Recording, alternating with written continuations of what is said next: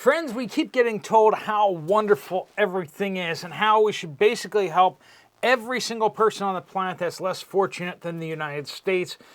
And we should do that by only helping those who physically manage to get here. It's like some sort of Hunger Games or something like that, some kind of twisted psychological warfare kind of thing that we don't help the people over there, we just help the people that end up here. And here's the simple fact. We're not helping the people that already are here. We're seeing that American citizens are suffering more than ever, or at least in a very, very long time. And we should be taking that to heart. We're going to talk about some of the challenges that Americans are facing right now. We're going to talk about kind of what's going on with the influx of others coming in. And what can we do about this? I want to hear your comments and your feedback on it too down in the comments down below. But without further ado, let's jump right into it. Welcome to the Poplar Report. I'm Steve Poplar. I'm an accountant by trade. And these are the things the mainstream media is just not covering at all.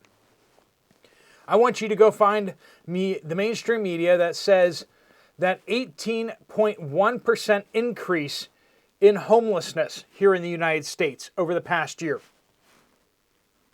Thanks, Joe. Bidenomics working really well. When you have almost a 20% increase in the homeless population in just 1 year, you know you got problems. And here's the crazy thing, is most of those homeless are not from other places. Those are American citizens on the streets. Why? Because American citizens don't get free cell phones, free health care, free lodging at hotels. But the people that come walking in, or who get driven in by caravans, or get flown in on certain programs, even though they're not supposed to be here, somehow they're getting flights to the United States. Free flights. I don't know. Have you ever gotten a free flight from the United States? Let's just say you're in, I don't know, Afghanistan, when the wonderful policies of the regime, the current regime, did a disastrous pullout because they couldn't understand basic military concepts. If you, as an American citizen, were there helping the American withdrawal, doing something for businesses there or nonprofits, and you had to be evacuated, did you get a free ride? I mean, this is a military evacuation. No, you get charged for it. Whenever the United States evacuates U.S. civilians or citizens from other countries, you have to pay for it. You get a bill. They get your passport and they get your information, and then they send you a bill. Yeah, it's crazy. Most people don't know that, but I've been around a bit. And I've never been billed like that, but I've known a good number of people who have. People who work in conflict zones like Pakistan and Afghanistan, Iraq. And yeah, if these people got evacuated by a mandatory evacuation order from the United States government, and they took a State Department flight, they got billed for it. Has any of the hundreds of thousands of people flown by this administration's free rides into the U.S., have any of them been billed?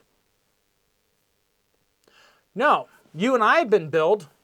Is it any wonder that us Americans are being forced out onto the streets because we're being taxed to give free flights, free lodging, free phones, free food to all sorts of people? You can just imagine that you have your family, whether you live alone or whether you have a spouse and kids. I want you to imagine like 3 or 4 other people living in your home. Now, they're not real like people like right there with you, but financially, they're part of your family. I mean, you have some additional members of your family that you weren't aware of because you're financially taking care of them. Is it any wonder that you can't keep up a house? They're driving up housing prices. 10 million more people have come in the last 4 years. And we're talking about most of them were not done properly. One would say that things were done illegally. Now, the fact is that this administration has been giving approval, permission, and has actually created programs so that they're not illegal policies. They're not illegally doing stuff. But if you look at the actual law, yes, those things are not permitted. And that's what we're having. 770,000 Americans. 770,000 Americans. That's like that's a major city's worth of people inside the United States are homeless. Why don't they get free health care? Why don't they get free cell phones? Why don't we help them get back on their feet? We have many people who are homeless down in North Carolina, East Tennessee, living in tents, campers, sheds. And how many more people that we don't even know of were displaced and are living with family members, whether sleeping on somebody's couch or guest bedroom? I mean, that's not optimal. That's not good. If you've been a disaster victim, having to stay with someone else outside your area, like, what are you doing for work?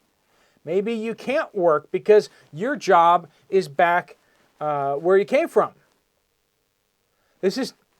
We have so many problems here in the United States, and we need to focus in on what we have. Hey, I'm all about bringing in shining talent from other countries if they're going to help the U.S. businesses. Like, let's bring in all-stars from other countries. Cool. I'm for that. Let's bring in 100,000, 200,000 just brilliant engineers, doctors. I don't know, you've gone to a doctor's office recently and you've seen that a lot of the best doctors are Indian, right? I mean, they study hard, they work hard, and they do the things that many Americans aren't willing to do. The hard work of becoming a doctor. Of course, that's because their parents told them to and told them that they have to or else they're ashamed to their family. But there are so many people that have come into our country that have been a blessing to us, for sure.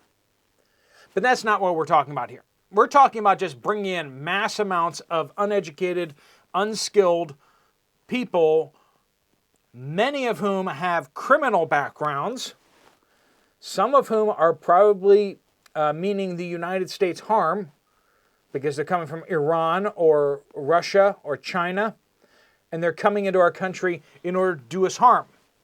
10 million people. And these were not select, hand-picked, best of the best. Hey, if we want to have an all-star team here in the United States, I'm all for that. Let's get some awesome talent into the United States, help the businesses really thrive so it gives us more opportunities here as Americans. But 10 million more people taking up homes, rental apartments. And honestly, we're seeing at the grocery stores, a lot of you guys have talked about that too. A lot of the impact that we're seeing at grocery stores is probably related to the fact that we have so many more people here. So many more people who get free money on their card to go buy whatever they want. Now, if you have to work for your money and then you have to spend it, or if you are, just trying to get by with some of the food stamps that you have because you're injured or you're sick or you're getting up there in years, that's one thing. But when young working age people who have no reason why they're not working come in from other places and get given unlimited free spending cards or loaded up with tons and tons of money or have access to the ability to get multiples of those cards, yeah, we see wasteful spending. We see them buying up stuff and then trying to resell it on Facebook.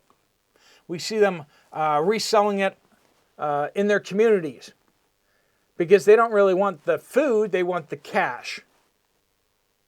These are all problems that we're seeing out there. I I don't know about you guys, but I like to get further from the city. Every so often I look at houses and I look at land prices in far off places that we shall not mention. And they're expensive. It's expensive. You can't get a patch of land near a city or near a town, even in the Midwest, for reasonable prices. If there's mountains anywhere near it, the prices are just astronomical.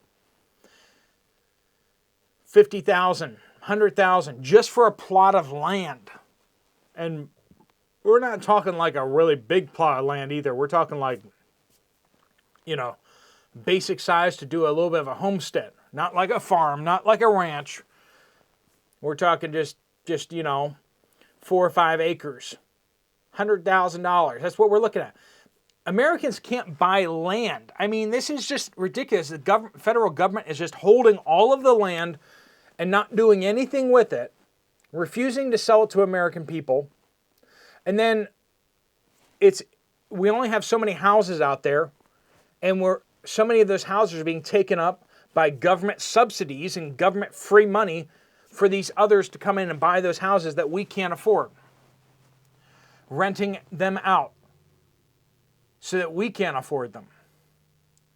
I don't harbor any ill will against anyone who is trying to pursue their dreams or is taking advantage of a situation that is being presented to them.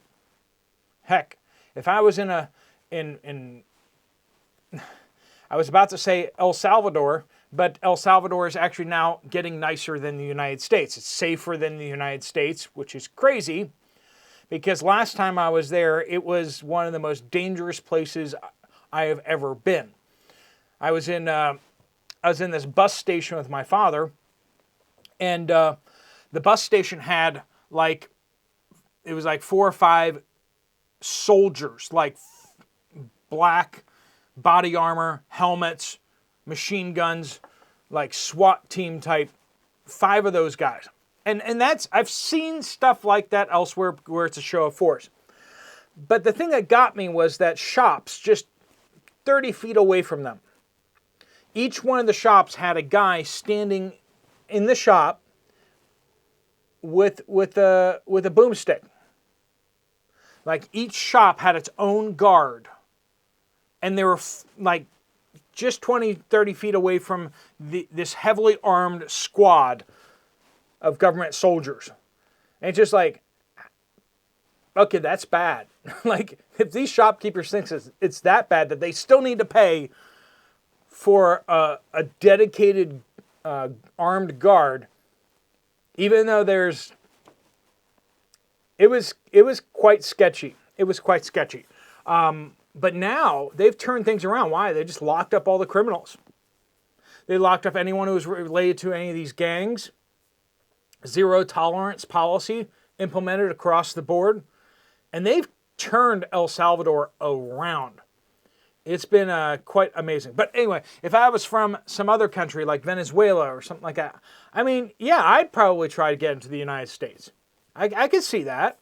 If I had the opportunity and I'm being told, yeah, it's fine, they're letting everybody in, and you can get your work permits once you get there, and yeah, I probably would do it myself. I don't blame them.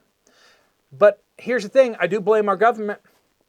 I blame our government completely for doing this and for allowing this. And we need to hold our government accountable for this too. And I know the administration coming in is going to start implementing things as quickly as possible. And we're going to hear so many sob stories. And you know what? They are heartbreaking. The individual stories of people that left terrible circumstances to come to the United States. Here's the problem, is that we've let everybody in and we haven't sorted out the people who desperately actually need asylum, who actually need help. We haven't sorted out the people who actually can genuinely add to our economy and bring their knowledge, their skills, their hard work. And so, yeah, we're going to be deporting a whole lot of people that maybe should stay. But we're going to be deporting a whole lot more people that should never have gotten here in the first place. There are genuine asylees from China and India and other places where they have been persecuted for their faith, for their political views. And if they go back, they face prison sentences for crimes against the state or against the religion. People who have escaped honor killings from Muslim countries here in the United States, you know what? I don't know that they should stay here in the United States, but we should help them somehow, whether getting them set up in El Salvador or getting them set up somewhere where they can be safe. And that's really what Donald Trump did in his first presidency, was if you're an asylum seeker, if you are getting out of a nasty, terrible situation, you have to file for asylum in the first free country you get to. You don't get to just then pick whatever country you want to go to. It would save the United States a lot more money to help these asylees in a place like El Salvador or Panama or another country with a lower standard of living. We could help those people get set up and start integrating into their society much, much cheaper. And it would not be driving up housing prices, land prices, and all that sort of stuff here in the United States too. Let me know what you guys think down in the comments down below.